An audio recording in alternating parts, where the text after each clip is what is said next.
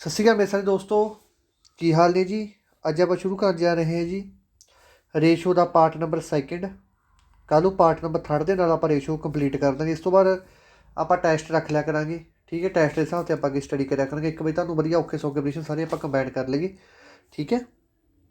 ਅਤੇ ਇੱਕ ਨਾ ਵੀਡੀਓ ਨੂੰ ਵੱਧ ਤੋਂ ਵੱਧ ਲਾਈਕ ਕਰ ਦਿਆ ਕਰੋ ਭਾਈ, ਇੱਕ ਸ਼ੇਅਰ ਕਰ ਦਿਆ ਕਰੋ, ਅਤੇ ਇੱਕ ਆਪਣਾ ਚੈਨਲ ਸਬਸਕ੍ਰਾਈਬ ਜ਼ਰੂਰ ਕਰ ਲਿਆ ਕਰੋ, ਠੀਕ ਹੈ ਜੀ। ਅਤੇ ਇਹ ਲੈਕਚਰ ਆ ਭਾਈ ਜਿਹੜਾ ਇਹ FCI ਵਾਲੇ ਪਲੱਸ PSSB ਦੇ ਜਿਹੜੇ ਵੀ ਬੱਚੇ ਨੇ ਪੇਪਰ ਦੇਣਾ, ਪਲੱਸ PSSB ਆਂਗਣਵਾੜੀ, ਠੀਕ ਹੈ, ਐਟਸੈਟਰਾ ਕੋਈ ਵੀ ਪੇਪਰ ਪੰਜਾਬ ਦਾ ਹੋਣਾ, ਉਹਨਾਂ ਵਾਸਤੇ ਸਾਰਿਆਂ ਵਾਸਤੇ ਇਹ ਕਲਾਸਾਂ ਬਹੁਤ ਲਾਜ਼ਮੀ ਹੈ। ਅਤੇ ਸਾਰੇ ਕੈਂਡੀਡੇਟਾਂ ਨੇ ਇਹ ਕਲਾਸਾਂ ਲਾਉਣੀਆਂ, ਕਿਸੇ ਨੇ ਵੀ ਇਹ ਨਹੀਂ ਕਹਿਣਾ ਕਿ ਇਹਦੇ ਬਿਨਾਂ ਸਰ ਜੂਗਾ, ਠੀਕ ਹੈ।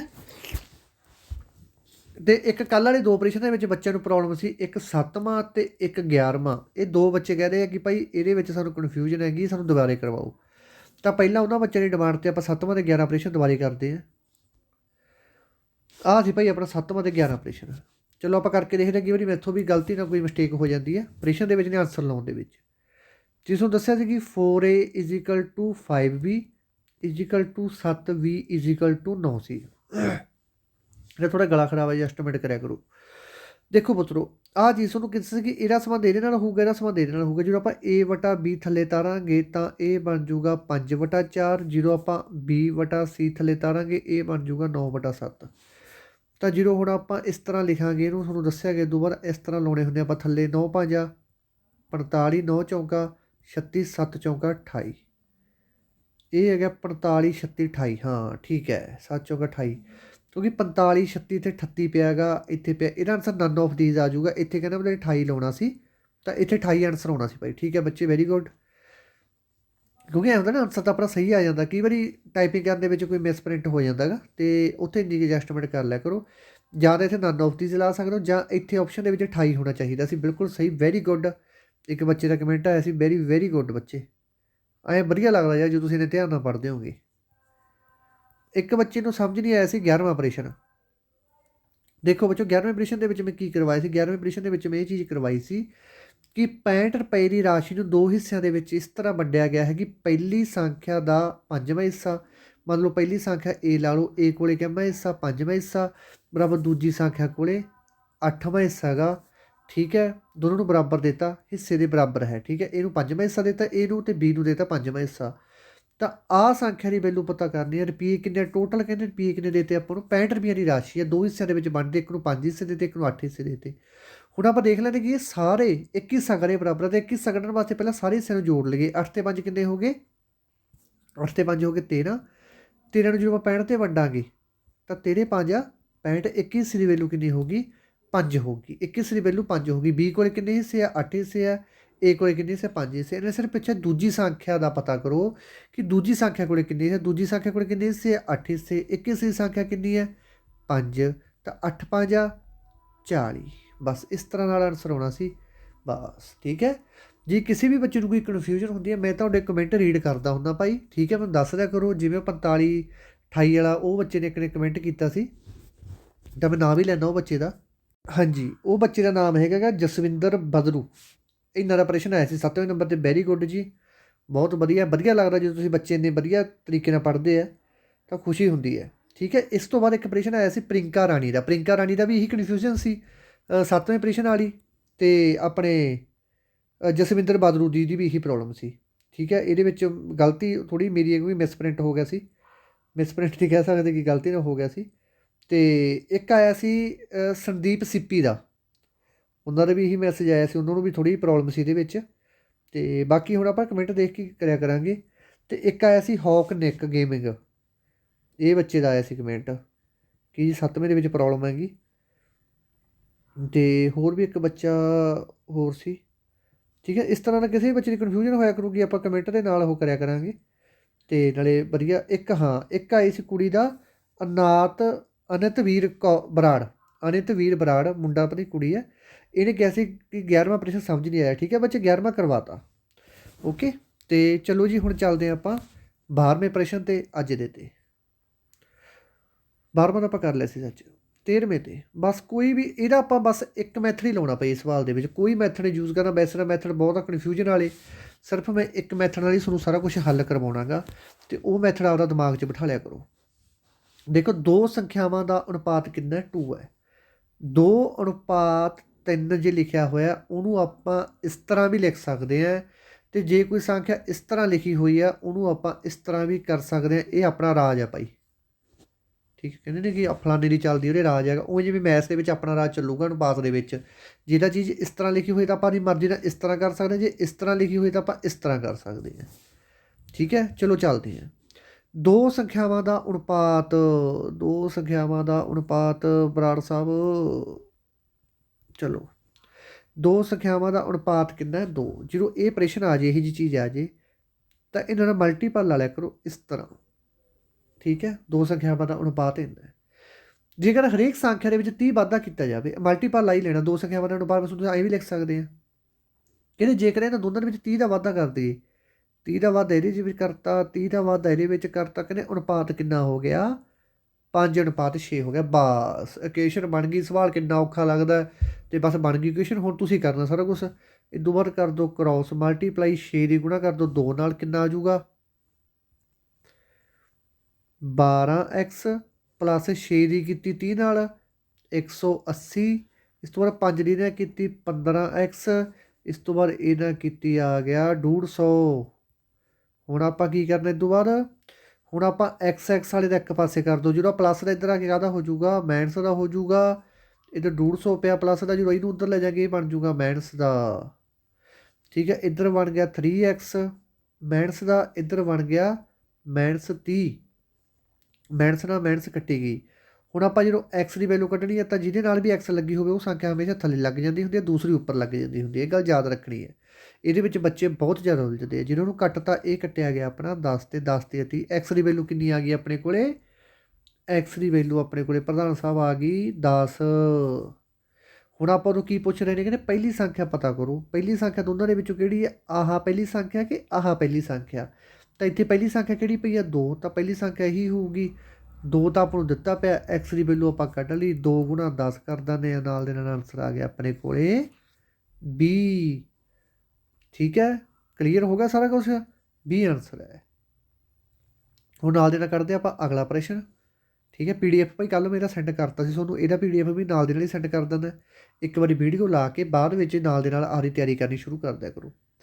ਦੋ ਸੰਖਿਆਵਾਂ ਦਾ ਅਨੁਪਾਤ 5:7 ਹੈ। ਉਵੇਂ ਜਿਵੇਂ ਪਹਿਲਾਂ ਨੂੰ ਉਤਾਰ ਲਿਓ, ਦੋ ਸੰਖਿਆਵਾਂ ਦੇ ਦਿੱਤੀਆਂ, ਦੋਨਾਂ ਦਾ ਅਨੁਪਾਤ ਕਿੰਨਾ 5:7 ਹੈ। ਜੇਕਰ ਹਰੇਕ ਸੰਖਿਆ ਦੇ ਵਿੱਚ 12 ਦਾ ਵਾਧਾ ਕੀਤਾ ਜਾਵੇ, 12 ਤਾਂ ਹਾਲੇ 'ਚ ਜੋੜਤਾ, 12 ਹੇਠਲੇ 'ਚ ਜੋੜਤਾ, ਤਾਂ ਇਹ ਸੰਖਿਆ 9/11 ਅਨੁਪਾਤ ਦੇ ਵਿੱਚ ਹੋ ਜਾਂਦੀ ਹੈ। ਦੋਵਾਂ ਸੰਖਿਆਵਾਂ ਦੇ ਵਿੱਚ ਅੰਤਰ ਦੱਸਣਾ ਹੈ। ਪਹਿਲਾਂ ਤਾਂ ਆਪਾਂ ਇੱਥੋਂ ਤੱਕ ਪਹੁੰਚ ਗਏ, ਆਹ ਚੀਜ਼ ਤਾਂ ਆਪਾਂ ਐਂਡ 'ਤੇ ਸੋਲਵ ਕਰਾਂਗੇ। ਸਭ ਤੋਂ ਪਹਿਲਾਂ ਆਪਾਂ ਇੱਥੋਂ ਤੱਕ ਪਹੁੰਚ ਗਏ। ਕਿਵੇਂ ਪਹੁੰਚਾਂਗੇ, ਤਾਂ ਚਲੋ ਮੈਨੂੰ ਥੋੜ੍ਹਾ ਜਿਹਾ ਕੈਲਕੂਲੇਟਰ ਖੋਲ੍ਹ ਲੈਣ ਦਿਓ, ਕਿਉਂਕਿ ਫਿਰ ਕੈਲਕੂਲੇਸ਼ਨ ਥੋੜ੍ਹੀ ਜਿਹੀ ਕਈ ਵਾਰੀ ਲੰਬੀ ਵਗ ਜਾਂਦੀ ਹੈ। ਦੇਖੋ 11 5 ਕਿੰਨਾ ਹੁੰਦਾ, ਇਹ ਤਾਂ ਹੁੰਦਾ 55। ਇਹ ਤਾਂ ਹਰੇਕ ਬੱਚੇ ਨੂੰ ਪਤਾ ਹੈਗਾ। ਤਾਂ ਜਦੋਂ ਆਪਾਂ 12 ਗੁਣਾ 11 ਕਰਾਂਗੇ ਤਾਂ ਇਹ ਆ ਜਾਊਗਾ ਆਪਣੇ ਕੋਲ 132। 9 7 63x, ਠੀਕ ਹੈ। ਇਸ ਤੋਂ ਬਾਅਦ 9 ਗੁਣਾ ਜਦੋਂ 12 ਕਰਾਂਗੇ ਆਪਾਂ, ਇਹ ਆ ਜਾਊਗਾ 12 9 108। ਹੁਣ ਐਕਸ ਵਾਲੇ ਇੱਕ ਪਾਸੇ ਕਰ ਦਿੰਦੇ ਆ, ਅਤੇ ਬਿਨਾਂ ਐਕਸ ਵਾਲੇ ਆਪਾਂ ਇੱਕ ਪਾਸੇ ਕਰ ਦਿੰਦੇ ਆ।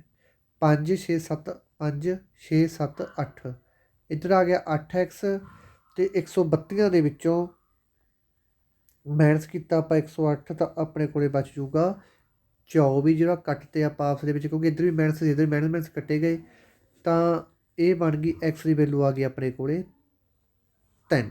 ਰੌਲਾ ਮੁੱਕ ਗਿਆ, ਐਕਸ ਦੀ ਵੈਲੂ ਆ ਗਈ 3। ਇਹ ਕਹਿੰਦੇ ਦੋਵੇਂ ਸੰਖਿਆਵਾਂ ਦੇ ਵਿੱਚ ਅੰਤਰ ਪਤਾ ਕਰਨਾ। ਦੋਵੇਂ ਸੰਖਿਆਵਾਂ ਕਿਹੜੀਆਂ ਆਪਣੇ ਕੋਲ, ਇੱਕ ਤਾਂ ਹੈਗੀ ਆ 5, ਇੱਕ ਹੈਗੀ ਆ 7। ਦੋਵੇਂ ਸੰਖਿਆਵਾਂ ਦਾ ਅੰਤਰ ਪਤਾ ਕਰਨਾ, ਤਾਂ 5x ਮਾਈਨਸ 7x। ਅੰਤਰ ਹੁੰਦਾ ਗਾ ਮਾਈਨਸ ਕਰਨ ਨੂੰ ਅੰਤਰ ਕਹਿ ਦਿੰਦੇ ਆ। ਜੇ ਜੋੜ ਪੁੱਛ ਲੈਂਦੇ ਫਿਰ ਦੋਨੋਂ ਜੋੜ ਦਿੰਦੇ। ਤਾਂ 5 ਲਿਖ ਲਿਆ, ਐਕਸ ਦੀ ਵੈਲੂ ਕਿੰਨੀ ਹੈ 3।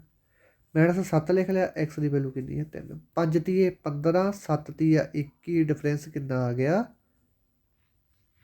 7, ਠੀਕ ਹੈ। ਡਿਫਰੈਂਸ ਕਿੰਨਾ ਆ ਗਿਆ 7। ਤਾਂ ਹੁਣ 7 ਇੱਥੇ ਆਪਸ਼ਨ ਦੇ ਵਿੱਚ ਹੈ ਨਹੀਂ, ਤਾਂ ਕਰਕੇ ਤੁਸੀਂ ਸਿੱਧਾ ਗੈਸ ਲਾ ਸਕਦੇ ਹੋ ਕਿ ਭਾਈ ਜਿਹੜਾ ਆਪਰੇਸ਼ਨ ਹੈਗਾ ਆਪਰੇਸ਼ਨ ਦੇ ਵਿੱਚ ਕਿਤੇ ਮਿਸਟੇਕ ਹੋਈ ਵੀ ਹੈ। ਠੀਕ ਹੈ, ਇੱਕ ਵਾਰੀ ਆਪਾਂ ਦੁਬਾਰਾ ਰੀਡ ਕਰ ਲੈਂਦੇ ਹਾਂ। ਠੀਕ ਹੈ ਜੀ, ਵੈਸੇ ਆਨਸਰ ਬਿਲਕੁਲ ਠੀਕ ਹੈ, ਅਤੇ ਤੁਸੀਂ ਇੱਕ ਵਾਰੀ ਟਰਾਈ ਕਰਕੇ ਵੀ ਦੇਖ ਲਿਓ।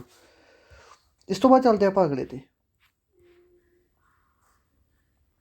ਇਹਦੇ ਵਿੱਚ ਕੀ ਕਹਿ ਰਹੇ ਨੇ, ਇਹ ਵਿੱਚ ਮੈਂ ਸੇਮ ਟੂ ਸੇਮ ਪ੍ਰੋਸੈਸ ਕਹਿੰਦੇ A ਅਤੇ B ਦੀ ਤਨਖਾਹ ਦਾ ਅਨੁਪਾਤ ਇੰਨਾ ਗਾ। ਜੇਕਰ ਹਰੇਕ ਦੀ ਤਨਖਾਹ ਦੇ ਵਿੱਚ 800 ਰੁਪਏ ਘਟਾ ਦਿੱਤੇ ਜਾਣ, ਮਾਰ ਤੇ ਗਰੀਬ, ਕਹਿੰਦੇ ਹਰੇਕ ਦੀ ਤਨਖਾਹ ਦੇ ਵਿੱਚ ਜੇ 800 ਰੁਪਇਆ ਘਟਾ ਦਿੱਤਾ ਜਾਵੇ ਫਿਰ ਕੀ ਬਣੂਗਾ ਕਹਿੰਦੇ, ਅਤੇ ਉਹਨਾਂ ਦੀ ਤਨਖਾਹ ਦਾ ਅਨੁਪਾਤ ਇੰਨਾ ਹੋ ਜਾਵੇ ਤਾਂ B ਦੀ ਵਰਤਮਾਨ ਤਨਖਾਹ ਦੱਸੋ ਕਿੰਨੀ ਹੈ। ਮਾਰ ਤੇ ਗਰੀਬ, ਤਨਖਾਹ ਘਟਾਤੀ, ਲੋਕਡਾਊਨ ਲੱਗ ਗਿਆ। ਠੀਕ ਹੈ, ਇਹੀ ਕੁਛ ਹੁੰਦਾ ਰਿਹਾ। ਹੁਣ ਲੋਕਡਾਊਨ 'ਚ ਦੇਖਿਆ ਤੁਸੀਂ ਕਿੰਨੇ ਲੋਕਾਂ ਦਾ ਰੁਜ਼ਗਾਰ ਖੋਇਆ ਹੈਗਾ। ਤਾਂ ਇਹਦਾ ਕਿਹੜੇ ਹੁੰਦੇ ਭਾਈ, ਸਰਕਾਰੀ ਨੌਕਰੀ ਹੈ, ਮੀਂਹ ਆਵੇ, ਝੱਖੜ ਆਵੇ, ਹਨੇਰੀ ਆਵੇ, ਠੀਕ ਹੈ, ਪੈਸਾ ਖਾਤੇ ਦੇ ਵਿੱਚ ਬੰਦੇ ਦੇ ਪਈ ਜਾਣਾ। ਠੀਕ ਹੈ, ਖਾਤੇ ਦੇ ਵਿੱਚ ਤਾਂ ਤਨਖਾਹ ਆਈ ਜਾਣੀ ਹੈ, ਉਹਦੀ ਮੈਸੇਜ ਆ ਜਾਂਦਾ ਟੂ ਆ ਗਏ ਭਾਈ 40,000 50,000। ਸਰਕਾਰੀ ਪੈਸੇ ਦੀ ਮੌਜ ਹੀ ਵੱਖਰੀ ਹੈ ਯਾਰ। ਠੀਕ ਹੈ, ਅਤੇ A ਅਤੇ B ਦੀ ਤਨਖਾਹ ਦਾ ਅਨੁਪਾਤ ਕਿੰਨਾ ਤੁਹਾਨੂੰ ਦੱਸਿਆ ਕਿ ਭਾਈ ਮਲਟੀਪਲ ਵਾਲੀ ਮਰਜ਼ੀ ਨਾਲ ਲਾ ਲਿਆ ਕਰੋ, ਇੱਥੇ ਆਪਣਾ ਚੱਲੂਗਾ ਰਾਜ। ਠੀਕ ਹੈ, ਤਨਖਾਹ ਦੇ ਵਿੱਚੋਂ ਕਿੰਨੇ ਰੁਪਏ ਘਟਾਤੇ, 800 ਰੁਪਏ ਇਹਦੇ 'ਚੋਂ ਘਟਾਤਾ। ਜਦੋਂ 800 ਰੁਪਏ ਇਹਦੇ 'ਚੋਂ ਘਟਾਤਾ, ਇਹਨਾਂ ਕੋਲ ਅਨੁਪਾਤ ਰਹਿ ਗਿਆ 1/2 ਦਾ। ਤਾਂ B ਦੀ ਤਨਖਾਹ ਪਤਾ ਕਰਨੀ ਹੈ, ਸਾਰਾ ਪ੍ਰੋਸੈਸ ਉਵੇਂ 2 ਦੀ 4 ਨਾਲ ਕੀਤੀ, ਕ੍ਰੋਸ ਮਲਟੀਪਲਾਈ ਕਰਨੀ ਹੈ, 2 ਦੀ 2 ਨਾਲ ਕੀਤੀ 4x, 2 ਦੀ 800 ਨਾਲ ਕੀਤੀ 1600 ਬਰਾਬਰ 3x, ਜਦੋਂ 1 ਨਾਲ ਕੀਤੀ 19 ਰਹਿ ਗਿਆ।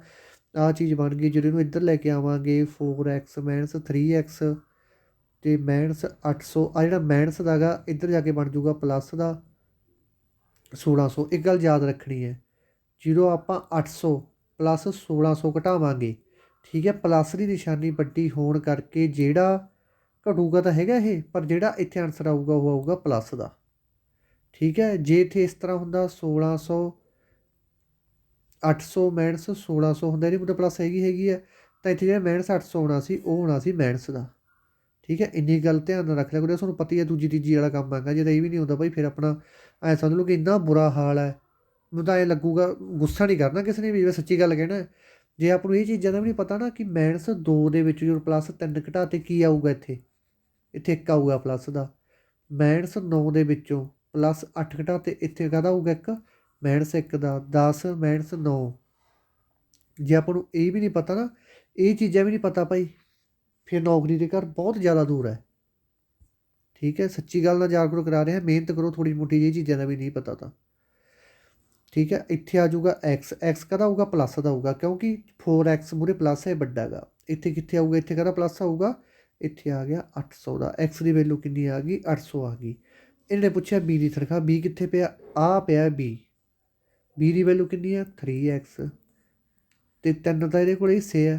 ਇੱਕ ਐਕਸ ਦੀ ਵੈਲੂ ਕਿੰਨੀ ਹੈ 800, ਤਾਂ ਇਹਦਾ ਆਨਸਰ ਆ ਗਿਆ 2400। ਅਤੇ ਭਾਈ B ਦੀ ਤਨਖਾਹ ਕਿੰਨੀ ਹੈ 2400 ਰੁਪਏ ਹੈ। ਜੇ ਪੁੱਛ ਲੈਂਦੇ A ਦੀ ਤਨਖਾਹ ਕਿੰਨੀ ਹੈ, A ਦੀ ਤਨਖਾਹ ਹੈਗੀ ਹੈ ਅਰਦੂ ਦੀ 1600 ਰੁਪਈਆ। ਅਤੇ ਦੋਨਾਂ ਦਾ ਜੋਗ ਪੁੱਛ ਲੈਂਦੇ, ਜੋਗ ਕਿੰਨਾ ਬਣ ਜਾਂਦਾ 4000 ਰੁਪਈਆ। ਠੀਕ ਹੈ, ਜੋਗ ਕਿਵੇਂ ਬਣਾਉਂਦੇ, ਜੋੜ ਦਿੰਦੇ ਇਹਨਾਂ ਦੋਨਾਂ ਨੂੰ। ਠੀਕ ਹੈ, ਸਮਝ ਆਈ ਜਾਂਦਾ, ਕਮੈਂਟ ਕਰਕੇ ਜ਼ਰੂਰ ਦੱਸਿਆ ਕਰੋ ਪੁੱਤਰੋ, ਬਹੁਤ ਵਧੀਆ ਲੈਕਚਰ ਲੈ ਕੇ ਆਉਣਾ ਤੁਹਾਡੇ ਵਾਸਤੇ। ਇਸ ਤੋਂ ਬਾਅਦ ਫਿਰ ਉਹੀ ਚੀਜ਼ ਹੈ, A ਅਤੇ B ਦੀ ਤਨਖਾਹ ਕਿੰਨੀ ਹੈ 4.7 ਅਨੁਪਾਤ ਆ। ਕਹਿਣ ਦਾ ਮਤਲਬ ਕਿ A ਤਾਂ ਮਿਲਦੇ ਆ 4 ਹਿੱਸੇ ਅਤੇ B ਨੂੰ ਮਿਲਦੇ ਆ 7 ਹਿੱਸੇ। ਜੇ ਹਰੇਕ ਦੀ ਤਨਖਾਹ ਵਿੱਚ 500 ਰੁਪਏ ਵਾਧਾ ਕਰਤੇ, ਉਹ ਹੋ ਨਜ਼ਾਰੇ ਲੈ ਗਏ, ਤਾਂ 500 ਰੁਪਏ ਉਹਨਾਂ ਦਾ ਵਿਚਾਰੀ ਨੂੰ ਮਾਰਕ ਪੈ ਗਈ। ਉਹਨਾਂ ਦਾ 500 ਰੁਪਇਆ 800 ਰੁਪਇਆ ਘਟਾਤਾ ਸੀ, ਇਹਨਾਂ 500 ਰੁਪਇਆ ਵਧਾਤਾ, ਅਤੇ ਉਹਨਾਂ ਦੀ ਤਨਖਾਹ ਕਿੰਨੀ ਹੋ ਗਈ 2:3 ਦੇ ਵਿੱਚ ਹੋ ਗਈ। ਅਤੇ A ਦੀ ਸ਼ੁਰੂਆਤੀ ਤਨਖਾਹ ਪਤਾ ਕਰੋ, ਕਰ ਦਿੰਦੇ ਪਤਾ, ਕਿੱਡੀ ਕੁ ਵੱਡੀ ਗੱਲ ਹੈ। ਇੱਕ ਹੀ ਦਾ ਤਰੀਕਾ ਲਾਉਣਾ ਆਪਾਂ ਸਾਰੇ ਮੈਥ ਦੇ ਵਿੱਚ, ਹੋਰ ਤਾਂ ਕੋਈ ਤਰੀਕੇ ਨਹੀਂ ਲਾਉਣਾ ਆਪਾਂ, ਆਹੀ ਤਰੀਕਾ ਚੱਲੂ ਐਂਡ ਤੱਕ ਆਪਣੇ ਮੈਥ ਦਾ। ਜ਼ਬਾਨ ਆ ਤੁਹਾਡੇ ਨਾਲ ਆਪਣੀ।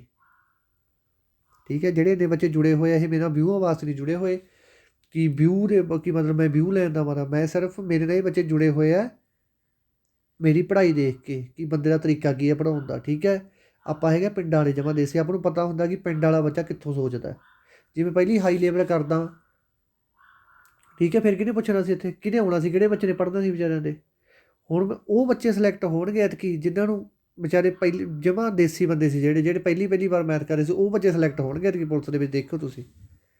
ਠੀਕ ਹੈ, ਚੀਜ਼ ਆ ਗਈ ਆਪਣੇ ਕੋਲ। ਹੁਣ ਇਹਨੂੰ ਬਾਰੀ ਦੱਸਣ ਦੀ ਲੋੜ ਤਾਂ ਹੈ ਨਹੀਂ ਮੈਨੂੰ, ਇੱਦਾਂ ਤਾਂ ਹੁਣ ਤੁਸੀਂ ਸਿਆਣੇ ਹੋ ਗਏ ਕਿ ਕੋਈ ਵੀ ਆਪਾਂ ਜਦੋਂ ਆਹ ਚੀਜ਼ ਲਾਉਣੀ ਹੁੰਦੀ A ਤੇ B ਦੀ ਤਨਖਾਹ ਇੰਨੀ ਹੈ, ਜੇਕਰ ਹਰੇਕ ਦੇ ਵਿੱਚ 500 ਰੁਪਏ ਜੋੜਦੇ ਦੋਨੇ 500 ਤਾਂ 2:3 ਬਣ ਜੂ।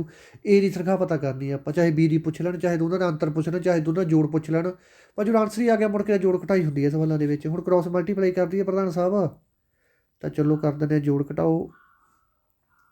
ਦੇਖੋ 3 ਚੌਕੇ 12 x ਪਲੱਸ 5 ਤੀਏ 1500 14x 1000 ਰੁਪਈਆ। ਇਦੋਂ ਬਾਅਦ x ਵਾਲੇ ਨੂੰ ਇੱਕ ਪਾਸੇ ਕਰ ਦਿੰਦੇ ਆ, ਠੀਕ ਹੈ, ਅਤੇ ਦੂਸਰੀਆਂ ਨੂੰ ਇੱਕ ਪਾਸੇ ਕਰ ਦਿੰਦੇ ਆ। ਹੁਣ ਜਦੋਂ 12 ਦੇ ਵਿੱਚੋਂ 14 ਘਟਾਏ ਇੱਥੇ ਆ ਗਿਆ -2x, ਇੱਥੇ 1000 'ਚ ਜਦੋਂ -15 ਦੇ ਵੱਡੇ ਆ ਤਾਂ ਇੱਥੇ ਆ ਜਾਊਗਾ 500 ਆਹ ਮਾਈਨਸ ਕੱਟੀ ਗਈ। x ਦੀ ਵੈਲੂ ਜਦੋਂ ਕੱਢਾਂਗੇ ਤਾਂ 500/200 = 250। ਕਿੰਨੀ ਵੈਲੂ ਆ ਗਈ? 250 ਰੁਪਏ ਵੈਲੂ ਆ ਗਈ। ਐਕਸ ਦੀ ਤਨਖਾਹ ਕਿਹਦੀ ਪੁੱਛੀ ਇਹਨਾਂ ਨੇ ਆਪਾਂ ਤੋਂ? ਹੁਣ ਪੁੱਛਿਆ ਕਹਿੰਦੇ ਭਾਈ ਦੱਸੋ ਜੀ ਪੁੱਤਰੋ ਏ ਦੀ ਤਨਖਾਹ ਕਿੰਨੀ ਹੈ? ਆਪਾਂ ਨੂੰ ਪਤਾ ਲੱਗ ਗਿਆ ਏ ਦੀ ਵੈਲੂ ਕਿੰਨੀ ਹੈ ਭਾਈ 4x, 4 ਲਿਖ ਲਿਆ, ਅਤੇ ਐਕਸ ਦੀ ਵੈਲੂ ਕਿੰਨੀ ਹੈ 250, ਤਾਂ ਆਨਸਰ ਆ ਗਿਆ 1000 ਰੁਪਇਆ। 1000 ਰੁਪਇਆ ਕਿਹਦੀ ਹੈ? ਏ ਦੀ ਤਨਖਾਹ ਹੈਗੀ। ਜੇ ਆਪਾਂ ਤੋਂ ਪੁੱਛ ਲੈਂਦੇ ਕਿ ਭਾਈ ਬੀ ਦੀ ਤਨਖਾਹ ਦੱਸੋ, ਤਾਂ ਬੀ ਦੀ ਵੈਲੂ ਕਿੰਨੀ ਹੈ 7x, 7 ਦੀ ਕਰ ਦਿੰਦੇ ਆਪਾਂ 250 ਨਾਲ ਗੁਣਾ, ਇਹ ਆ ਜਾਂਦਾ ਆਪਣੇ ਕੋਲੇ 1750 ਰੁਪਈਆ ਆ ਜਾਂਦਾ, ਠੀਕ ਹੈ। ਫਿਰ 1750 ਰੁਪਈਆ ਆ ਜਾਂਦਾ। ਜੇ ਜੋਗ ਪੁੱਛ ਲੈਂਦੇ ਤਾਂ ਉਹਨਾਂ ਨੂੰ ਜੋੜ ਦਿੰਦੇ, ਠੀਕ ਹੈ। ਬਸ ਆਹ ਪ੍ਰੋਸੈਸ ਆ ਸਾਰਾ, ਘਬਰਾਉਣ ਦੀ ਲੋੜ ਹੀ ਨਹੀਂ ਜਮੀ ਸਾਨੂੰ, ਜਦੋਂ ਆਪਾਂ ਹੈਗੇ ਆਪਣੇ ਹੁੰਦੇ ਕਿਉਂ ਘਬਰਾਓਗੇ ਤੁਸੀਂ? ਏ ਤੇ ਬੀ ਦੀ ਤਨਖਾਹ ਦਾ ਅਨੁਪਾਤ ਇੰਨਾ ਗਾ, ਕਹਿਣ ਦਾ ਮਤਲਬ ਕਿ ਇਹਨੂੰ ਆਪਾਂ ਐਕਸ ਵੀ ਲਿਖ ਸਕਦੇ ਹਾਂ ਕਿਉਂਕਿ ਇੱਕ ਹੈ, ਇੱਕ ਨੂੰ ਆਪਾਂ ਇਕੱਲਾ ਐਕਸ ਵੀ ਲਿਖ ਦਿੰਦੇ, ਚਾਹੇ ਇਹਨੇ ਇੱਕ ਐਕਸ ਲਾ ਲਓ ਵੈਲੂ ਸੇਮ ਹੀ ਹੈ। ਇਸ ਤੋਂ ਬਾਅਦ ਥੱਲੇ ਆ ਗਿਆ 2x। ਇਹਦੇ ਵਿੱਚ ਕੀ ਕਰਤਾ ਕਿ ਦੋਨਾਂ ਦੀ ਤਨਖਾਹ ਦੇ ਵਿੱਚ 500 ਵਾਧਾ ਕਰਤਾ, ਪਿਛਲੀ ਵਾਰ ਵਾਲਾ ਕੰਮ ਹੀ ਕਰਤਾ, ਬਸ ਇਕੱਲੀਆਂ ਰਕਮਾਂ ਹੀ ਬਦਲੀਆਂ ਹੋਈਆਂ ਗੀਆਂ। ਕਿੰਨਾ ਹੋ ਗਿਆ ਇਹ? 4:7 ਹੋ ਗਿਆ। ਇਹਦੇ ਵਿੱਚ ਵੀ ਪ੍ਰੀਸ਼ਰ ਮਿਲਣਗੇ FCI ਵਾਲੇ, SSS ਬੋਰਡ ਵਾਲੇ, SSS ਕਲਰਕ ਵਾਲੇ। ਜਿਹੜੇ ਬੰਦੇ ਨੇ ਮੈਥ, ਰੀਜ਼ਨਿੰਗ ਅਤੇ ਕੰਪਿਊਟਰ ਇਹ ਤਿੰਨੇ ਚੀਜ਼ਾਂ ਦੇ ਜ਼ੋਰ ਲਾਤਾ ਨਾ, ਉਹ ਬੱਚਾ ਮਾਰ ਨਹੀਂ ਖਾਂਦਾ, ਕਿਉਂਕਿ ਕੰਪਿਊਟਰ ਵੀ ਨਹੀਂ ਬਾਹਰੋਂ ਆ ਸਕਦਾ, ਮੈਥ ਵੀ ਨਹੀਂ ਬਾਹਰੋਂ ਆ ਸਕਦਾ, ਰੀਜ਼ਨਿੰਗ ਵੀ ਬਾਹਰੋਂ ਨਹੀਂ ਆ ਸਕਦੀ। ਸਮਝ ਗਏ? GK 'ਤੇ ਬੜਾ ਭਰੋਸਾ ਨਾ ਰੱਖਿਆ ਕਰੋ। GK ਦਾ ਉਹਨਾਂ ਨੇ ਇਹ ਨਹੀਂ ਪਤਾ ਕਿ ਕਿੱਥੋਂ ਪਾ ਦੇਣੀ ਹੈ। GK ਜਿੰਨੀ GK ਮੈਂ ਕਰਵਾਈ ਹੋਈ ਹੈ, ਮੋਡਰਨ ਹਿਸਟਰੀ में करवाई हुई है, करंट अफेयर में करवाए हुए है, ठीक है, तो MCQ करवाए हुए है मैं, तो पुरातन हिस्टरी करवाई हुई है। जिन्नी करवाई हुई है वो चंगी तरह दिमाग दे विच बिठा लो। जिन्नी पंजाब GK करवाई हुई है उहदे विचों तुहाडे वधिया नंबर आ जाणगे, टेंशन फ्री होकर पढ़ सकते हो तुसीं मेरे कोलों, ठीक है। इस तो बाद आपां प्रधान साहब जो आह चीज़ां करतियां, हुण आपां करनी है क्रॉस मल्टीप्लाई। तो 7x 7 5 3500, 8x 2000, उवें जिवें x वाले अलग कर दो, तो दूसरे प्रधान साहब आपां कर दो अलग। तो हुण इत्थे रह गई माइनस x वड्डी आ गई, इधर रह गया 1500, माइनस नाल माइनस कट्टे गए, तो x की वैल्यू कितनी आ गई 1500 आ गई। भाई हुण पुछया करा कहते ए दी तनखाह दसो, ए कित्थे पिया? आ पिया। तो ए कोले बेचारे कोले कोई चीज़ है ही नहीं पुट करने वास्ते, एक्स की वैल्यू उन्नी रह जूगी जिन्नी आई है 1500 रुपये। जे पुछना तो बी की तनखाह कितनी है, बी के कोले कितने हिस्से? 2 हिस्से, कि हिस्से की वैल्यू कितनी है 1500, ये आ जाता 3000, ये आ जाता 3000 जे बी की पुछ लेंदे, ए की 1500, जे दोनों का पुछ लेंदे योग कितना है, दोनों का योग आ जाता 4500। जे पुछ लें दोनों का अंतर दसो, अंतर कितना आ जाता 1500। वो डिपेंड करता परीक्षण वाले की अगर पिछे की पुछदा हो, ठीक है। बाकी थोड़ी स्किल ने काम करना सारा आ पे ਇਹਦੀ शुरुआती मतलब ऑप्शन ਦੇ ਵਿੱਚ ਇਹਦਾ ਆਨਸਰ ਵੀ ਨਹੀਂ ਪਿਆ। ਆਪਾਂ 1500 ਕੱਢਿਆ ਸੀ, 1500 ਦਾ ਆਪਸ਼ਨ 'ਚ ਨਹੀਂ ਹੈਗਾ ਕਿਤੇ। ਚਲੋ ਕੋਈ ਗੱਲ ਨਹੀਂ, ਤਾਂ ਇਹਦੀ ਸ਼ੁਰੂਆਤੀ ਤਨਖਾਹ ਆਪਾਂ ਪਤਾ ਕਰਤੀ। ਮੈਥ ਦੇ ਵਿੱਚ ਨਾ ਆਪਸ਼ਨਾਂ ਦੇ ਵਿੱਚ ਬਾਹਲੀ ਕਨਫਿਊਜ਼ਨ ਹੋ ਜਾਂਦੀ, ਜਦੋਂ ਆਪਸ਼ਨ ਪਾਉਂਦੇ ਉਹਨਾਂ ਨੂੰ ਗਲਤ ਫਲਤ ਪੈ ਜਾਂਦੀਆਂ, ਤਾਂ ਆਨਸਰ ਆਪਣਾ ਸਹੀ ਹੈ। ਨਨ ਆਫ ਦੀਸ ਦੀ ਆਪਸ਼ਨ ਵੀ ਹੁੰਦੀ ਹੈ ਨਾ ਇੱਕ ਵਿੱਚ, ਉਹਦੇ ਕਰਕੇ ਹੋ ਜਾਂਦਾ। ਇਹਦੀ ਸ਼ੁਰੂਆਤੀ ਤਨਖਾਹ ਆਪਾਂ ਪਤਾ ਕਰਤੀ ਸੀ 1500 ਰੁਪਏ ਹੈ, ਠੀਕ ਹੈ। ਇਹਦੀ ਪੁੱਛੀ ਸੀ ਇਹਨਾਂ ਨੇ, ਉਹ ਦੱਸਤੀ ਸੀ। ਇਸ ਤੋਂ ਬਾਅਦ ਅੱਗੇ ਦੋ ਸੰਖਿਆਵਾਂ ਦਾ ਅਨੁਪਾਤ 2:5 ਹੈ। ਜਿਹੜੇ ਆਪਾਂ ਪਹਿਲਾਂ ਕੱਢੀ ਜਾਂਦੇ ਉਹ ਸਵਾਲ ਬਿਲਕੁਲ ਸਹੀ ਹੈ, ਕਿਸੇ ਦਾ ਵੀ ਆਨਸਰ ਗਲਤ ਨਹੀਂ ਹੈਗਾ, ਠੀਕ ਹੈ। ਦੋ ਸੰਖਿਆਵਾਂ ਦਾ ਅਨੁਪਾਤ ਕਿੰਨਾ ਗਾ? ਪਿਛਲੀ ਵਾਰ ਵਾਂਗੂ ਇਸ ਤਰ੍ਹਾਂ ਲਿਖ ਲਓ, ਜੇਕਰ ਹਰੇਕ ਦੇ ਵਿੱਚ 22 ਰੁਪਏ ਵਾਧਾ ਕੀਤਾ ਜਾਵੇ ਤਾਂ ਅਨੁਪਾਤ ਕਿੰਨਾ ਹੋ ਜਾਂਦਾ 5:7 ਹੋ ਜਾਂਦਾ। ਦੋਵੇਂ ਸੰਖਿਆਵਾਂ ਦਾ ਜੋੜ ਪਤਾ ਕਰਨਾ ਹੈ ਤਾਂ ਉਵੇਂ ਜਿਵੇਂ ਹੀ ਕ੍ਰੋਸ ਮਲਟੀਪਲਾਈ ਕਰ ਦਿਓ। ਕ੍ਰੋਸ ਮਲਟੀਪਲਾਈ ਦੇ ਵਿੱਚ ਆਪਾਂ ਕੀ ਕਰਾਂਗੇ 7 ਦੂਣੀ 14x ਅਤੇ 22 ਦੀ 7 ਨਾਲ ਕੀਤੀ 14 14 15 154 ਠੀਕ ਹੈ 5 5 25x ਅਤੇ 22 ਦੀ 5 ਨਾਲ ਕੀਤੀ 5 ਦੂਣੀ 10 10 ਤੇ 11 110 ਠੀਕ ਹੈ ਆਹ ਚੀਜ਼ ਆ ਗਈ। ਠੀਕ ਹੈ ਜਦੋਂ ਹੁਣ ਆਪਾਂ ਇਹਨੂੰ ਘੱਟ ਕਟਾਈ ਕਰਾਂਗੇ ਤਾਂ 14x ਮਾਈਨਸ 25x ਇੱਧਰ ਆ ਜਾਊਗਾ 110 ਦੇ ਵਿੱਚੋਂ ਆ ਪਲੱਸ ਦੇ ਉੱਤੇ ਜਾ ਕੇ ਮਾਈਨਸ ਦੇ ਹੋ ਜਾਣਗੇ। ਇੱਥੇ ਦਾ ਆਨਸਰ ਆ ਜਾਊਗਾ 44 ਇੱਥੇ ਆਨਸਰ ਆ ਜਾਊਗਾ 6 ਅਤੇ 5 11x ਜਦੋਂ ਕੱਟੇ ਗਏ ਤਾਂ x ਦੀ ਵੈਲੂ ਆ ਗਈ 4 ਠੀਕ ਹੈ ਅਤੇ x ਦੀ ਵੈਲੂ ਆ ਗਈ 4। ਪੁੱਛਿਆ ਕੀ ਹੈ ਕਿ ਦੋਵੇਂ ਸੰਖਿਆਵਾਂ ਦਾ ਜੋੜ ਪਤਾ ਕਰਨਾ ਹੈ। ਦੋਵੇਂ ਸੰਖਿਆਵਾਂ ਕਿਹੜੀਆਂ 2x ਹੈ ਪਲੱਸ 5x ਹੈ ਇਹਨਾਂ ਦਾ ਜੋੜ ਪਤਾ ਕਰਨਾ। ਜੋੜ ਕਿੰਨਾ ਹੋਊਗਾ 2 ਗੁਣਾ x ਦੀ ਵੈਲੂ ਕਿੰਨੀ ਹੈ 4 5 ਗੁਣਾ 4 4 ਦੂਣੀ 8 5 ਚੌਕਾ 20 ਤਾਂ ਇਹ ਆ ਗਿਆ 28 ਨੰਬਰ ਆਨਸਰ ਆ ਪਿਆ B ਨੰਬਰ ਆਪਸ਼ਨ ਦੇ ਵਿੱਚ। ਠੀਕ ਹੈ ਜੀ ਹੁਣ ਤਾਂ ਵੀ ਕਨਫਿਊਜ਼ਨ ਹੈਗੀ ਇੱਕ ਤਰ੍ਹਾਂ ਦੇ ਕਿੰਨੇ ਕਿੰਨੇ ਸਵਾਲ ਕਰਾਤੇ ਜੇ ਹੁਣ ਪੇਪਰ 'ਚ ਗਲਤ ਕਰਕੇ ਆਏ ਉਹਨਾਂ ਹਿਸਾਬ ਲਾ ਲਿਓ। ਠੀਕ ਹੈ ਇਸ ਤੋਂ ਬਾਅਦ ਅਗਲੇ 'ਤੇ ਆ ਗਏ ਪ੍ਰਧਾਨ ਸਾਹਿਬ। ਆਪਾਂ ਅਗਲੇ ਦੇ ਵਿੱਚ ਕੀ ਪੁੱਛ ਰਹੇ ਨੇ ਆਪਾਂ ਤੋਂ ਕਹਿੰਦੇ A ਅਤੇ B ਦੀ ਤਨਖਾਹ 3:7 ਹੈ। ਠੀਕ ਹੈ ਜੀ ਉਵੇਂ ਜੀ ਵੀ ਫੇਰ ਲਿਖ ਲਓ। ਠੀਕ ਹੈ ਪਲੱਸ ਹਰੇਕ ਦੀ ਤਨਖਾਹ 1100 ਰੁਪਇਆ ਵਧਾਤੀ ਬਹੁਤ ਵਧੀਆ ਡਿਊਟੀ ਦੇ ਸਹੀ ਟਾਈਮ 'ਤੇ ਆਉਂਦੇ ਹੋਣਗੇ ਤਾਂ ਹੀ ਵਧਾਈ ਹੈ ਤਨਖਾਹ। ਤਾਂ ਕਿੰਨੀ ਰੇਸ਼ੋ ਹੋਊਗੀ 5:5 ਇਹਦੀ ਤਨਖਾਹ ਪਤਾ ਕਰਨੀ ਹੈ ਬਸ ਉੱਥੇ ਚੀਜ਼ ਆ ਗਈ 8 ਤੀਆ 24x ਪਲੱਸ 1100 ਦੀ 8 ਨਾਲ ਕੀਤੀ 8800 7 5 35x ਪਲੱਸ 5500। ਹੁਣ x ਵਾਲੇ ਪ੍ਰਧਾਨ ਸਾਹਿਬ ਆਪਾਂ ਇੱਕ ਪਾਸੇ ਕਰ ਲੈਂਦੇ ਹਾਂ ਅਤੇ ਦੂਸਰੇ ਆਪਾਂ ਪੁੱਤਰੋ ਇੱਕ ਪਾਸੇ ਕਰ ਲੈਂਦੇ ਹਾਂ ਤਾਂ 24 ਦੇ ਵਿੱਚੋਂ 35 ਘਟਾਏ 6 ਅਤੇ 5 ਕਿੰਨੇ ਹੋ ਗਏ ਆਪਣੇ ਕੋਲ 11x ਹੋ ਗਏ। 24 ਚੋਂ 35 ਘਟਾਏ ਕਿੰਨੇ ਹੋ ਗਏ 11x ਹੋ ਗਏ। ਤਾਂ ਇੱਧਰ ਕਰ ਦਿੰਦੇ ਉਵੇਂ ਜਿਵੇਂ 0 ਨਾਲ 0 ਲੱਗ ਗਈ ਇੱਧਰ ਬਣ ਗਿਆ 3300 ਰੁਪਈਆ। ਠੀਕ ਹੈ ਜਦੋਂ ਆਪਾਂ ਇਹਨੂੰ ਕਟਾਵਾਂਗੇ 11 ਤੀਆ 33 ਅਤੇ x ਦੀ ਵੈਲੂ ਆ ਗਈ ਆਪਣੇ ਕੋਲ 300 x ਦੀ ਵੈਲੂ ਕਿੰਨੀ ਆ ਗਈ ਆਪਣੇ ਕੋਲ 300। ਹੁਣ ਪੁੱਛਿਆ ਕੀ ਇਹਨਾਂ ਨੇ A ਦੀ ਤਨਖਾਹ ਪੁੱਛੀ ਹੈ A ਦੀ ਵੈਲੂ ਕਿੰਨੀ ਹੈ 3x ਤਾਂ 3 ਆ ਪਿਆ x ਦੀ ਵੈਲੂ ਹੈ x ਦੀ ਵੈਲੂ ਕਿੰਨੀ ਕੱਢ ਲਈ ਆਪਾਂ 300 3 ਪਹਿਲੇ ਸੀ x ਦੀ ਵੈਲੂ ਪੁੱਟ ਕਰ ਦਿੰਦੇ 300 ਤਾਂ ਆਨਸਰ ਆ ਗਿਆ ਆਪਣੇ ਕੋਲ 30 900 900 ਕਿੱਥੇ ਪਿਆ ਆ ਪਿਆ A ਨੰਬਰ ਆਪਸ਼ਨ ਦੇ। ਜੇ B ਪੁੱਛ ਲੈਂਦੇ ਤਾਂ 7 ਲਿਖ ਕੇ ਨਾਲ ਉਹੀ 300 ਨਾਲ ਗੁਣਾ ਕਰ ਦਿੰਦੇ। ਠੀਕ ਹੈ 7 ਤੇ ਫਿਰ ਆ ਜਾਂਦਾ ਆਪਣੇ ਕੋਲ 2100 ਰੁਪਈਆ ਆਨਸਰ। ਜੇ ਦੋਨਾਂ ਦਾ ਜੋੜ ਪੁੱਛ ਲੈਂਦੇ 300 ਆ ਜਾਂਦਾ ਅਤੇ ਜੇ ਦੋਨਾਂ ਡਿਫਰੈਂਸ ਪੁੱਛ ਲੈਂਦੇ ਫਿਰ ਤੁਸੀਂ ਦੱਸੋ ਕਿੰਨਾ ਆ ਜਾਂਦਾ। ਠੀਕ ਹੈ ਫਿਰ 1100 ਆ ਜਾਂਦਾ। ਕਲੀਅਰ ਹੋਈ ਜਾਂਦੀਆਂ ਸਾਰੀਆਂ ਚੀਜ਼ਾਂ ਬਿਲਕੁਲ ਸਹੀ। ਪਹਿਲਾਂ ਆਪ ਕੱਢ ਕੇ ਦੇਖਿਆ ਕਰੋ ਪ੍ਰਧਾਨ ਸਾਹਿਬ ਫਿਰ ਮੇਰਾ ਦੇਖਿਆ ਕਰੋ। ਕਹਿੰਦੇ A ਅਤੇ B ਦੀ ਤਨਖਾਹ ਦਾ ਅਨੁਪਾਤ ਕਿੰਨਾ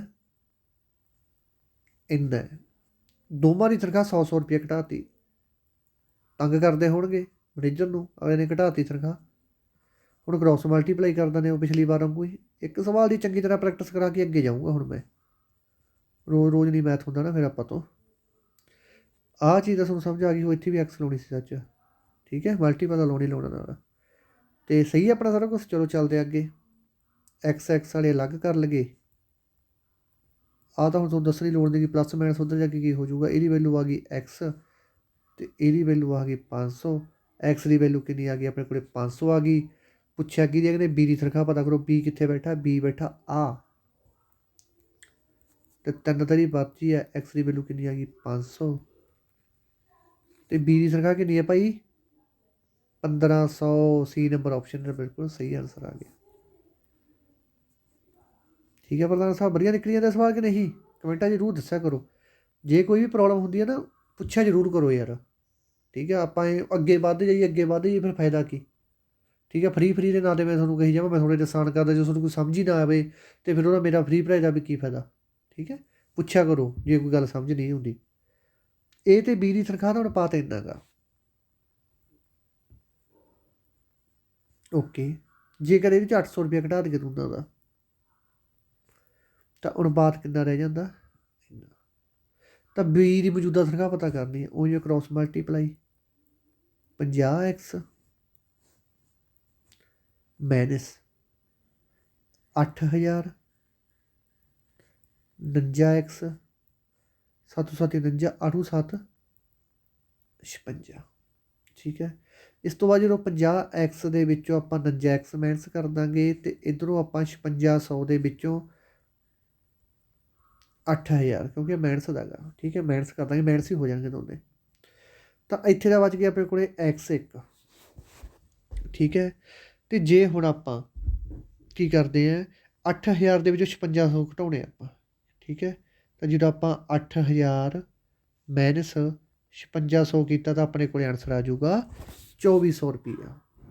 ਕਿੰਨਾ ਆ ਜਾਊਗਾ 2400 ਰੁਪਈਆ। ਇੱਧਰ ਅਗਲੀ ਐਕਸ ਰਹੇਗੀ, ਐਕਸ ਦੀ ਵੈਲਿਊ ਹੋਗੀ 2400 ਰੁਪਈਆ। ਹੁਣ ਪੁੱਛੀ ਕਿਹਦੀ ਇਹਨਾਂ ਨੇ ਤਨਖਾਹ, ਇਹਨਾਂ ਨੇ ਪੁੱਛਿਆ ਬੀ ਦੀ ਤਨਖਾਹ ਦੱਸੋ। ਬੀ ਕਿੱਥੇ ਪਿਆ, ਬੀ ਪਿਆ ਆ ਪਿਆ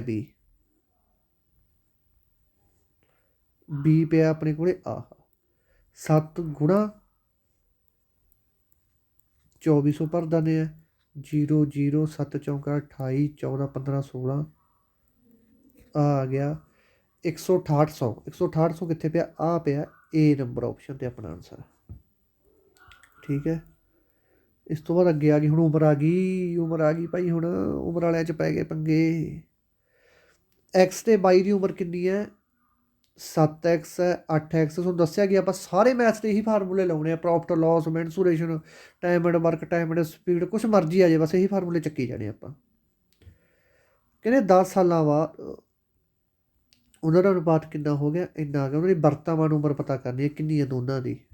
7 5 ਉਵੇਂ ਜਿਵੇਂ ਕ੍ਰੋਸ ਮਲਟੀਪਲਾਈ ਕਰੋ 7 5 35x 5 ਦੀ 10 ਨਾਲ ਕੀਤੀ 50 4 ਦੀ 8 ਨਾਲ ਕੀਤੀ 8 ਚੌਂਕਾ 32 ਪਲੱਸ 40। ਤਾਂ ਜਦੋਂ 35x ਇੱਧਰ ਲਾ ਲਿਆ ਤਾਂ ਇੱਧਰ ਆ ਕੇ ਪਲੱਸ ਦੇ 32 ਮਾਈਨਸ ਬਣ ਜਾਣਗੇ 40 ਦੇ ਵਿੱਚੋਂ ਮਾਈਨਸ ਬਣ ਜਾਣਗੇ 40 ਚੋਂ ਘਟਾਏ। ਇੱਧਰ ਹੈਗਾ ਆਨਸਰ 10 ਅਤੇ ਇੱਧਰ ਹੈਗਾ ਆਨਸਰ 3x। ਠੀਕ ਹੈ, 3 ਰਹਿ ਗਿਆ। ਮਿਸਟੇਕ ਕਿੱਥੇ ਹੋ ਗਈ 7 5 35 50 8 ਚੌਂਕਾ 32 ਪਲੱਸ 40 35 32 ਤਿੰਨ ਹੀ ਬਚਣੇ ਸੀ ਇੱਧਰ ਅਤੇ 40 ਦੇ ਵਿੱਚੋਂ ਬਾਅਦ ਦੀ ਗੱਲ ਹੀ ਕੀਤੀ ਤਾਂ ਸਹੀ ਹੈ। ਤਾਂ x ਦੀ ਵੈਲਿਊ ਆ ਗਈ 10/3। ਠੀਕ ਹੈ, 10/3 ਕਿਹਾ ਇਹਨਾਂ ਨੇ। ਠੀਕ ਹੈ ਜੀ। ਤਾਂ ਦੁਬਾਰੇ ਫਿਰ ਦੇਖ ਲਓ ਕੋਈ ਮਾੜੀ ਮੋਟੀ ਮਿਸਟੇਕ ਹੈ ਆਪਸ਼ਨ ਦੇ ਵਿੱਚ, ਪ੍ਰਸ਼ਨ ਦੇ ਵਿੱਚ ਮਿਸਟੇਕ ਹੈ। ਆਪਣੇ ਆਨਸਰ ਦਾ ਬਿਲਕੁਲ ਸਹੀ ਆਊਗਾ 7/10। ਅੱਛਾ ਹੋ ਸੌਰੀ ਯਾਰ ਮੈਂ ਵੀ ਨਾ ਬਾਹਲੀਆਂ ਗਲਤੀਆਂ ਕਰ ਜਾਂਦਾ ਗਾ। 7x/10x ਆਉਣਾ ਸੀ ਇੱਥੇ। ਅਸੀਂ ਲਾਈਵ ਪੜ੍ਹਾਈ ਦਾ ਇਹ ਫਾਇਦਾ ਯਾਰ, ਇਹ ਲਾਈਵ ਪੜ੍ਹਾਵਾਂ ਤੁਸੀਂ ਮੈਨੂੰ ਗਲਤੀ ਵੀ ਦੱਸ ਸਕਦੇ ਹੋ। ਸੌਰੀ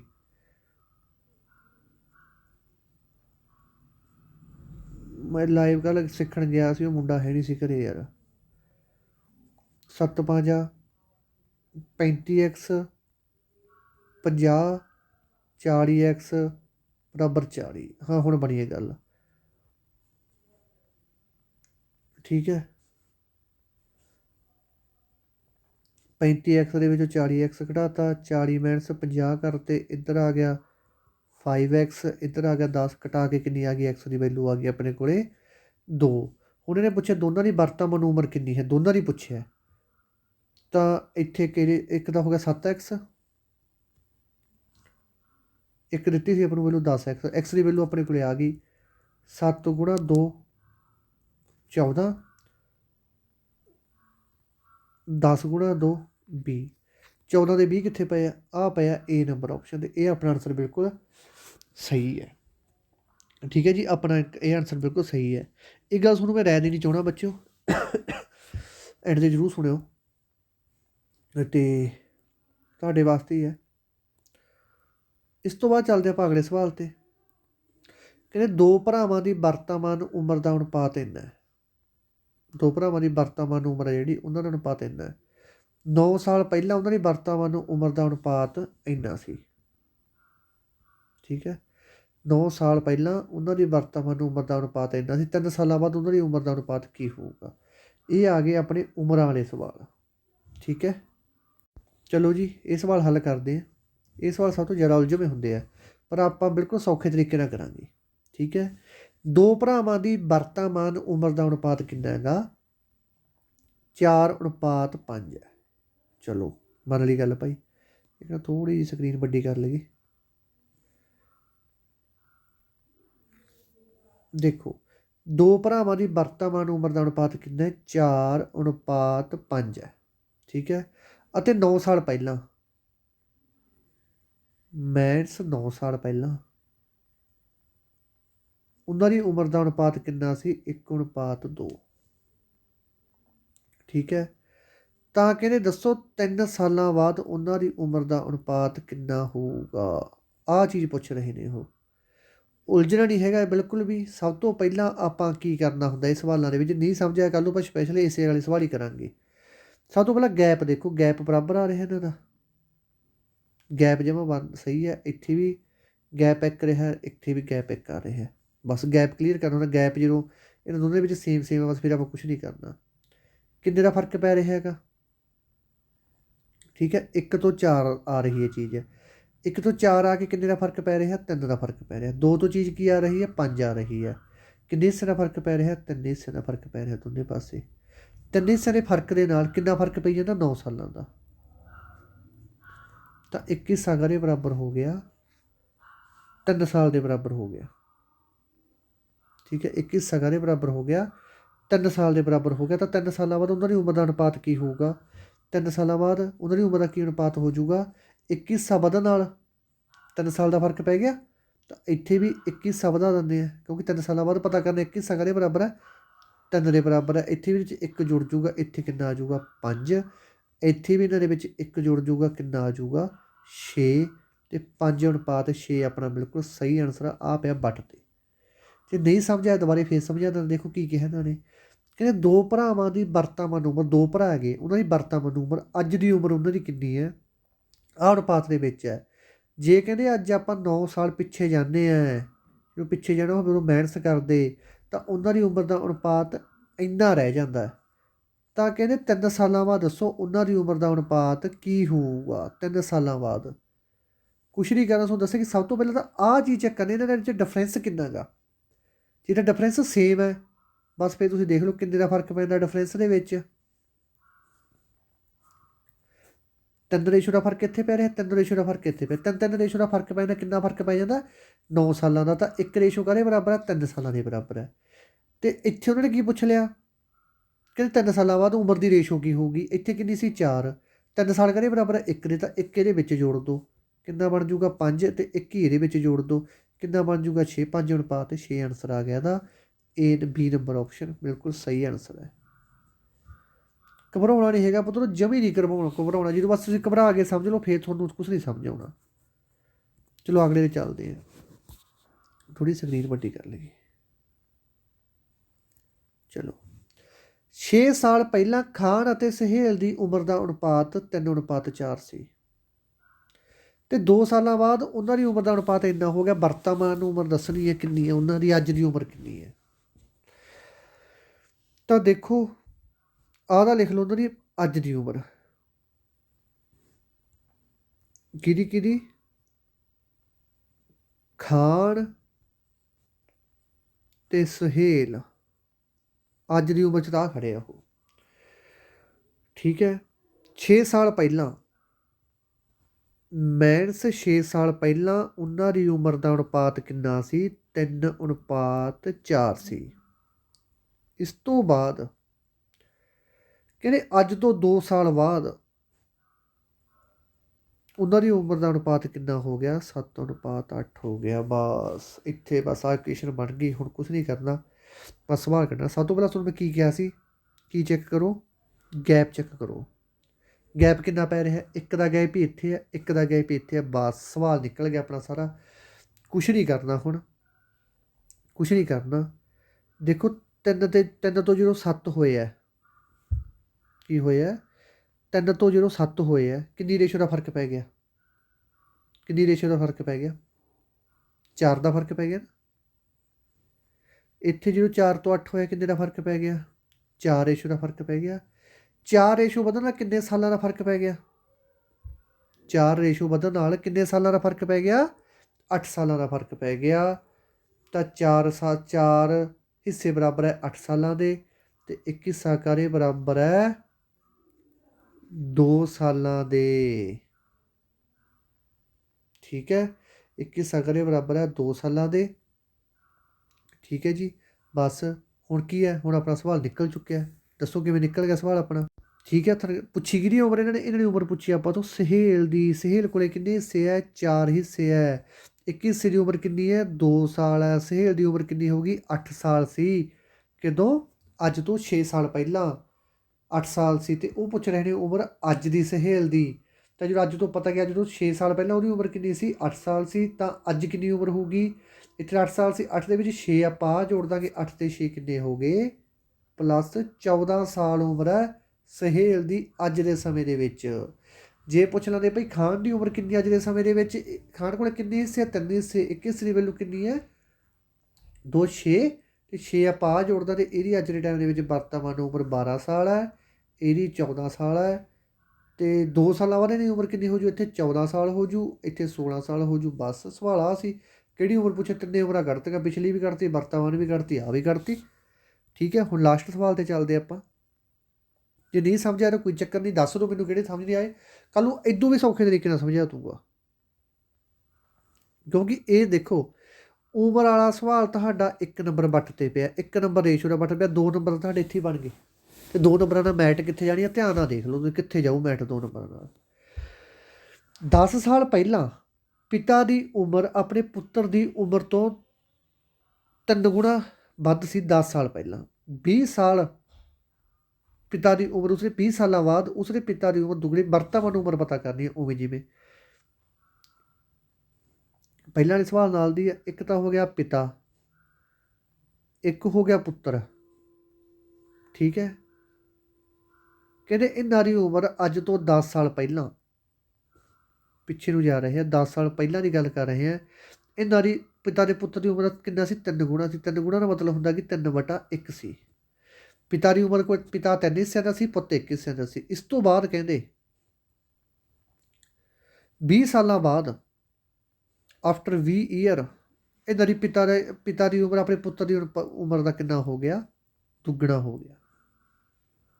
ਇੱਥੋਂ ਤੱਕ ਸਾਰੀ ਗੱਲ ਕਲੀਅਰ ਹੋਈ ਜਾਂਦੀ ਹੈ। ਹੁਣ ਕੀ ਕਰਨਾ, ਕੁਛ ਨਹੀਂ ਕਰਨਾ, ਪਿਤਾ ਦੀ ਉਮਰ ਦੱਸਣੀ, ਆਪਣੀ ਵਰਤਮਾਨ ਉਮਰ। ਸਭ ਤੋਂ ਪਹਿਲਾਂ ਦੇਖੋ ਗੈਪ ਕਿੰਨਾ ਗਾ, ਇੱਥੇ ਗੈਪ 2 ਦਾ ਪੈ ਰਿਹਾ, ਇੱਥੇ ਗੈਪ ਪੈ ਰਿਹਾ 1 ਦਾ। ਪਹਿਲਾਂ ਗੈਪ ਬਰਾਬਰ ਕਰਨੇ ਆ। ਕੀ ਬਰਾਬਰ ਕਰਨਾ ਹੈ, ਗੈਪ। ਇੱਥੇ ਕਿੰਨੇ ਦਾ ਗੈਪ ਪੈ ਰਿਹਾ, 1 ਦਾ, ਇੱਥੇ ਗੈਪ ਪੈ ਰਿਹਾ 2 ਦਾ। ਜਿਹੜਾ ਆਹ 2 ਹੈ, ਇਹਦਾ ਥੱਲੇ ਨਾਲ ਗੁਣਾ ਕਰ ਦਿਓ, ਜਿਹੜਾ ਥੱਲੇ ਵਾਲਾ ਵੀ ਤਾਹਲੇ ਨਾਲ ਗੁਣਾ ਕਰ ਦਿਓ।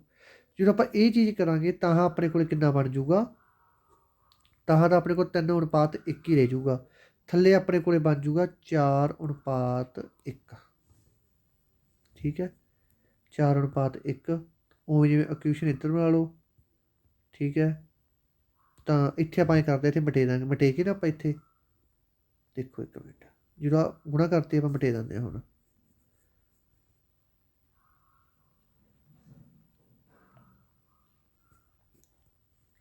ਇੱਥੇ ਲਿਖ ਲੈਂਦੇ ਆਪਾਂ 3, ਅਤੇ ਇੱਥੇ 1 ਹੀ ਚੱਲ ਜੂਗਾ। ਠੀਕ ਹੈ, ਇੱਥੇ ਆਪਾਂ ਲਿਖ ਲੈਂਦੇ ਹਾਂ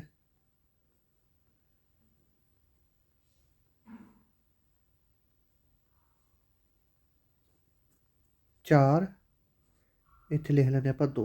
ਠੀਕ ਹੈ, ਕਿਉਂ ਲਿਖਿਆ, ਕਿਉਂਕਿ ਜੋ ਗੈਪ ਬਰਾਬਰ ਨਾ ਹੋਵੇ ਦੋਨਾਂ ਦਾ, ਇੱਥੇ 2 ਦਾ ਫਰਕ ਵੀ ਤਾਂ 1 ਦੇ, ਤਾਂ ਜਿਹੜਾ ਇੱਥੇ ਗੈਪ ਆ ਗਿਆ ਤਾਹਲੇ ਨਾਲ ਗੁਣਾ, ਤਾਹਲੇ ਦੀ ਥੱਲੇ ਨਾਲ ਦੋਨੇ ਸਕਿਆਵਾਂ ਨਾਲ ਗੁਣਾ, ਤਾਂ ਆਹ ਚੀਜ਼ ਬਣ ਗਈ। ਹੁਣ ਕਿੰਨਾ ਫਰਕ ਪੈ ਗਿਆ, 3 ਤੋਂ 4 ਹੋ ਗਿਆ, ਇੱਥੇ 1 ਤੋਂ 2 ਹੋ ਗਿਆ, ਗੈਪ ਬਰਾਬਰ ਹੋ ਗਿਆ ਨਾ। ਤਾਂ 1 ਹਿੱਸੇ ਨਾਲ ਕਿੰਨਾ ਫਰਕ ਪੈ ਗਿਆ, ਇਸ ਹਿੱਸੇ ਨਾਲ ਫਰਕ ਪੈ ਗਿਆ 30 ਸਾਲ ਦਾ। 10 ਸਾਲ ਆ ਸੀ, 20 ਸਾਲ ਆ ਸੀ, 1 ਹਿੱਸੇ ਨਾਲ ਕਿੰਨਾ ਫਰਕ ਪੈ ਗਿਆ, 30 ਸਾਲ ਦਾ। ਤਾਂ 1 ਹਿੱਸੇ ਦੇ ਵਿੱਚ ਕਿੰਨੀਆਂ ਵੈਲੂ ਹੈ, 30 ਵੈਲੂ ਹੈ। ਉਹਦੇ ਪਿੱਛੇ ਪਿਤਾ ਦੀ ਉਮਰ, ਪਿਤਾ ਕੋਲ ਕਿੰਨੇ ਹਿੱਸੇ ਹੈ, 3 ਹਿੱਸੇ ਹੈ। ਪਿਤਾ ਕੋਲ ਕਿੰਨੇ ਹਿੱਸੇ ਹੈ, 3 ਹਿੱਸੇ। 1 ਹਿੱਸੇ ਦੀ ਵੈਲੂ ਕਿੰਨੀ ਹੈ, 30, ਅਤੇ 30 30 ਕਿੰਨੇ ਹੋ ਗਏ, 90 ਹੋ ਗਏ। ਠੀਕ ਹੈ, 30 30 ਹੋ ਗਏ 90। ਠੀਕ ਹੈ ਪੁੱਤਰੋ, ਇੱਥੇ ਨਾ 20 ਸਾਲ ਦੀ ਜਗ੍ਹਾ 'ਤੇ 10 ਸਾਲ ਸੀ। ਠੀਕ ਹੈ, ਇੱਥੇ 20 ਸਾਲ ਦੀ ਜਗ੍ਹਾ 'ਤੇ 10 ਸਾਲ ਸੀ, ਪਰ ਜੇ ਆਪਾਂ 20 ਸਾਲ ਹੀ ਮੰਨ ਕੇ ਚੱਲੀਏ ਤਾਂ 20 ਸਾਲ ਦੇ ਹਿਸਾਬ 'ਤੇ ਉਹਦੇ ਪਿਤਾ ਦੀ ਉਮਰ ਕਿੰਨੀ ਹੋ ਗਈ, 90 ਸਾਲ। ਅਤੇ ਅੱਜ ਦੇ ਟਾਈਮ ਦੇ ਵਿੱਚ ਉਹਦੇ ਪਿਤਾ ਦੀ ਉਮਰ ਕਿੰਨੀ ਆ, 10 ਸਾਲ ਹੋਰ ਜੋੜ ਦਾਂਗੇ, 100 ਸਾਲ ਹੋ ਜਾਂਦੀ ਅੱਜ ਦੇ ਟਾਈਮ ਦੇ ਵਿੱਚ। 100 ਸਾਲ ਉੱਥੇ ਆਪਸ਼ਨ ਦੇ ਵਿੱਚ ਹੈ ਨਹੀਂ, ਤਾਂ ਇੱਥੇ 100 ਸਾਲ ਲਿਖ ਲਿਓ। ਠੀਕ ਹੈ, ਇੱਥੇ 10 ਸਾਲ ਹੀ ਸੀ, 10 ਸਾਲ ਕਰਕੇ ਆਨਸਰ ਘਟਣਾ ਸੀ। ਠੀਕ ਹੈ। ਅਤੇ ਜੇ ਆਪਾਂ 20 ਦੇ ਹਿਸਾਬ 'ਤੇ ਚੱਲਦੇ ਤਾਂ ਬਿਲਕੁਲ ਸਹੀ ਆਨਸਰ ਆਪਣਾ ਇੱਥੇ ਵੀ 20 ਸਾਲ ਮੰਨਦੇ ਆਪਾਂ, ਅਤੇ ਇੱਥੇ ਵੀ 10 ਸਾਲ ਮੰਨਦੇ ਤਾਂ ਆਨਸਰ ਆ ਜਾਊਗਾ 100। ਠੀਕ ਹੈ। ਅਤੇ ਦੇਖੋ ਬਈ ਇਹਦੇ ਨਾਲ ਆਪਣੇ 25 ਦੇ 25 ਸਵਾਲ ਕੰਪਲੀਟ ਹੋ ਗਏ। ਹੁਣੀ PDF ਮੈਂ ਤੁਹਾਨੂੰ ਪਹਿਲਾਂ ਵੀਡੀਓ ਦੇਖ ਲਓ ਸਾਰੀ, ਇਸ ਤੋਂ ਬਾਅਦ ਤੁਹਾਨੂੰ ਇਹੀ PDF ਮੈਂ ਪ੍ਰੋਵਾਈਡ ਕਰਵਾ ਦਿੰਦਾ ਟੈਲੀਗ੍ਰਾਮ ਦੇ ਵਿੱਚ। ਠੀਕ ਹੈ। ਕੱਲ੍ਹ ਨੂੰ ਇਹਦਾ ਆਪਣਾ ਲਾਸਟ ਲੈਕਚਰ ਲੱਗਣਾ ਗਾ। ਲਾਸਟ ਲੈਕਚਰ ਦੇ ਵਿੱਚ ਆਪਾਂ ਬਹੁਤ ਜ਼ਿਆਦਾ ਤੋਂ ਜ਼ਿਆਦਾ ਇੰਪੋਰਟੈਂਟ ਸਵਾਲ ਕਰਾਂਗੇ। ਠੀਕ ਹੈ। ਅਤੇ ਕਿਸੇ ਬੱਚੇ ਨੇ ਵੀ ਮਾਰ ਨਹੀਂ ਖਾਣੀ। ਓਕੇ ਜੀ। ਹੁਣ ਚੱਲਦੇ ਆਪਾਂ ਅੱਜ ਤੁਹਾਡਾ GK ਦਾ ਲੈਕਚਰ ਵੀ ਲਾਊਂਗਾ ਮੈਂ। ਠੀਕ ਹੈ। ਅਤੇ ਸਾਰੇ ਬੱਚਿਆਂ ਨੇ ਜਿਹੜੇ ਵੀ ਮੇਰੇ ਪੁਰਾਣੇ ਲੈਕਚਰ ਲੱਗੇ ਹੋਏ ਆ, ਜਿੰਨੇ ਵੀ ਪੁਲਿਸ ਵਾਲੇ ਲੈਕਚਰ ਲੱਗੇ ਹੋਏ ਆ, ਤੁਹਾਨੂੰ ਕਿੰਨੇ ਵਾਰੀ ਕਿਹਾ ਕਿ ਵੱਡੇ ਇੰਸਟੀਟਿਊਟ ਹੈ ਜਿਹੜੇ, ਉਹਨਾਂ ਨੇ ਵੀ ਆਪਣੀਆਂ ਐਪਾਂ ਦੇ ਵਿੱਚ ਜਾਂ ਆਪਣੇ ਚੈਨਲਾਂ ਦੇ ਵਿੱਚ ਕਹਿਤਾ ਕਿ ਭਾਈ ਆਪਣੇ ਪੁਰਾਣੇ ਵੀਡੀਓ ਪੁਰਾਣੇ ਲੈਕਚਰ ਲਾ ਲਓ। ਉਹੀ ਗੱਲ ਮੈਂ ਕਹਿਣਾ ਚਾਹੁੰਦਾ ਕਿ ਆਪਣੇ ਜਿੰਨੇ ਵੀ ਪੁਰਾਣੇ ਲੈਕਚਰ ਲੱਗੇ ਹੋਏ ਲਾ ਲਓ। ਨਿਚੋੜ ਐਪਲੀਕੇਸ਼ਨ ਤੁਹਾਨੂੰ ਬਾਹਰੋਂ ਨਹੀਂ ਮਿਲਣਾ ਕਿਤੋਂ ਵੀ। ਜਿਹੜੀ ਮੈਥ ਦੀ ਐਕਸਟਰਾ ਕਲਾਸ ਉਹ ਤੁਹਾਨੂੰ ਇਸ ਤਰ੍ਹਾਂ ਮਿਲਦੀਆਂ ਹੀ ਰਹਿਣਗੀਆਂ। ਧੰਨਵਾਦ ਮੇਰੇ ਦੋਸਤੋ, ਜਿਉਂਦੇ ਵੱਸਦੇ ਰਹੋ ਭਾਈ। ਜੇ ਕਿਸੇ ਵੀ ਬੱਚੇ ਨੂੰ ਕੋਈ ਪ੍ਰੋਬਲਮ ਆਉਂਦੀ ਹੈ ਕਮੈਂਟਾਂ ਦੇ ਵਿੱਚ ਜ਼ਰੂਰ ਦੱਸਿਆ ਕਰੋ, ਉਹੀ ਸਵਾਲ ਆਪਾਂ ਵਾਰੀ ਵਾਰੀ ਕਰ ਲਿਆ ਕਰਾਂਗੇ। ਠੀਕ ਹੈ। ਧੰਨਵਾਦ ਮੇਰੇ ਦੋਸਤੋ, ਜਿਉਂਦੇ ਵੱਸਦੇ ਰਹੋ ਭਾਈ।